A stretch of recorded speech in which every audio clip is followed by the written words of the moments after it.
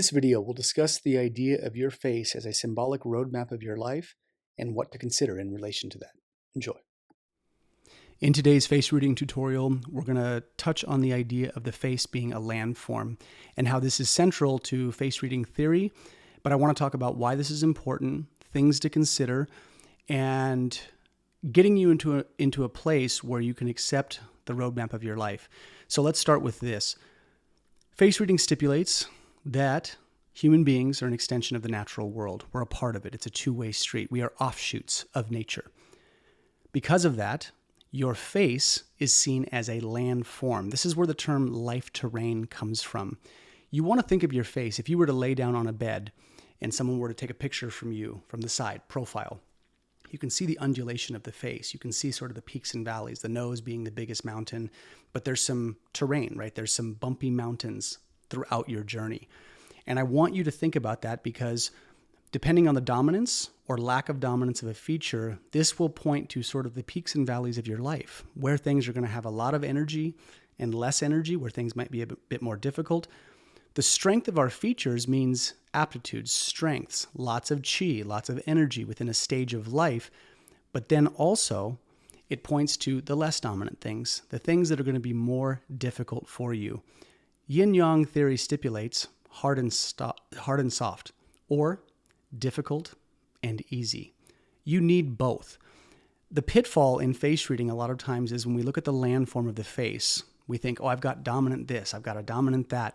Therefore, I should just spend all my time fortifying my strengths. You do need to fortify your strengths. That's very important. You got to play to your strengths, absolutely. But if you're human, like the rest of us, you're going to find, boy, there's some things that I suck at or that do not come naturally at all. And because you don't have a dominant feature or a dominant space on your face, doesn't mean that you shouldn't use it. I want you to think of this in terms of stability and instability. There are places in your life that are going to be very stable and areas that are not so stable. And that's okay. That is the game. The whole purpose of looking at the face as a landform is to get you into a state of receptivity and acceptance about your strengths and weaknesses. A lot of times humans become very deluded about their journey. They only focus on what they suck at. And they think that's the only way I'm going to have value is if I focus on the things that I'm not good at and remedy my deficiencies. That's life depleting if you only do that. If you only play to your strengths, that's not good either. If you only play to the stability, that will also deplete life force. Yin-yang theory stipulates you have to have a balance of these two polarities moving through your life. So let's go down the face. Very loosely, if you've watched my content, you'll hear me talk about this. Youth starts at the top of the face. If you think of this as a landform that you have to terrain, that it's a terrain, literally, a roadmap of your life, a terrain that you have to navigate. And so the image I use for my clients is to miniaturize yourself, very, very small, almost to where you couldn't even be seen, but like very small. And you want to think the journey starts here, the top of the hairline. And you're going to go down and start traversing the terrain of the face as you age. That little person, you, is going to navigate every nook and cranny of the face, and you're working your way down slowly. So very loosely, and there's some nuance to this, but broadly speaking, the 20s are here through the forehead.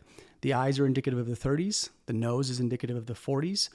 The philtrum is the 50s. The mouth is the 60s. And then as we go through the chin and down through here, we start getting into the 70s, 80s, 90s, and old age into, let's say, 100 years old, if all goes well.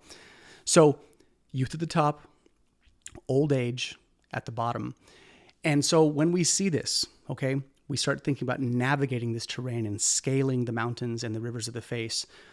This is very important. So let's talk about the stability and instability piece that I just mentioned. When we start here, life starts, we move through the 20s, the big, broad, open forehead. This is a very spacious, open time of life. It's about identity, figuring out who we are, what we're into, maybe coloring outside the lines. It's a big canvas to mark up. That's what happens in the 20s. Then the 30s, we get into the first place of instability. This is a water feature. So for review, the mountains are the forehead, the cheeks, the nose, and the chin and the jaw. Those are the big bony protrusions. Those are the places of stability in life. When we get into the water areas, this is where it's unstable. We have to swim and tread water a bit. Water does not have as much firmness or hardness as the places like rock and mountains that have stability. So you want to think 20s, figuring out all the things running all around, then we get into water, the first metric here. The 30s, when a lot of people start having kids, their careers really take off. A lot of times in the 30s, there's a reality check, like, holy crap, this is harder than I thought it was going to be. I've really got to get all my ducks in a row so my shit doesn't hit the fan consistently. And then as we get out of the 30s, hopefully we're getting into a place of stability, the biggest mountain of the face. Then as we exit the 40s, we start getting into the nostrils, the 50s. We're in a place of water, of instability again. Then we come to the lip here, a place of stability. As we get into the 60s and whatnot through the mouth, this is a place of instability to a degree. And then hopefully as we get into our 70s, 80s, and 90s and beyond, we are in a place of stability. So this interfacing of stability and instability really points to the larger metrics of face reading. You're going to have points of stability and instability. And now I want to touch on this in relation to life terrain and people's expression. If you have a dominant feature, big eyes, big nose, big mouth, strong jaw, that means there's a lot of mass and form and energy, and those stages of life are likely going to have some strength and aptitude. And then the areas of your face that are less dominant are likely going to be more difficult. There's going to be some instability and struggle there. So you don't want to just play to your strengths or just play to your weaknesses, but the point of looking at the face as a landform is to help you accept where your challenges are going to be. Most of us don't have a roadmap for that. We don't think about it. We know that we're going to have challenges, but face reading kind of gives you a more targeted directive and a better way to look at it and a sharper way to look at it to have a little bit more mild expectation about where things are going to be unstable, some common ground between all human experience. So let's talk about the dominance of features in relation to landforms. Let's use the ears for an example. So if a person has small ears, this is a water feature, okay? It's technically smaller. This usually points to a cautionary nature. People that don't like to take a ton of risks, they like to play their cards a little closer. They don't like doing those big leaps. Does that mean you should not take them? Absolutely not. If you don't take any risk in life in any way or shape or form, you will not grow. So face reading doesn't mean that you should only play to the dominant features throughout your age brackets of your life. What it means is you're likely going to have some challenges here, and that component of face reading says you should accept that. And it gives you a little bit of ease, like, I'm going to struggle here. That's all right. Doesn't mean you shouldn't engage it. It means that for that small-eared person, you're going to have some struggle taking risk, but that doesn't mean you shouldn't take them. It just means you can expect some difficulty in that particular area. And this is true for every feature on the face. And I can't get into specifics because face reading is individualistic. The face reader reads a person's face and says, like, wow, you've got these dominant things, less dominant here. So now we're going to take these age brackets and these things, and we're going to start talking about where you can expect a bit more stability and instability, and where you're going to struggle and where you're going to be strong. But when you have that, the vast majority of the time, what I found over the years is that gives people some peace and tranquility about the process and the journey. And that's really what looking at the face as a landform is about. Pay attention to this.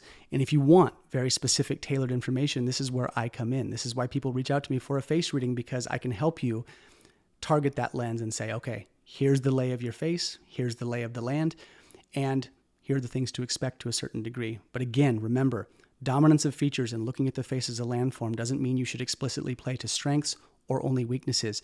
It just gives you a roadmap of what's going to happen to a degree. Where the hard is, where the firm is, where the stability is, and where the immaterial and the instability is going to be. And those shapes and the changing of your face, depending on how things are shaped, is going to dictate the allocation of how much stability, how much instability. But again, don't run from the hard spots. The spots that are difficult should just give you a roadmap that, yeah, it's going to be hard for me individually in this area.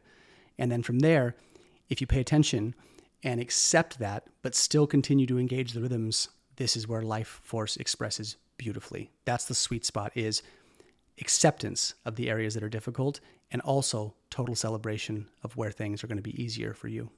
So if you've got questions or comments, please put them down below. And as always, thanks for your time.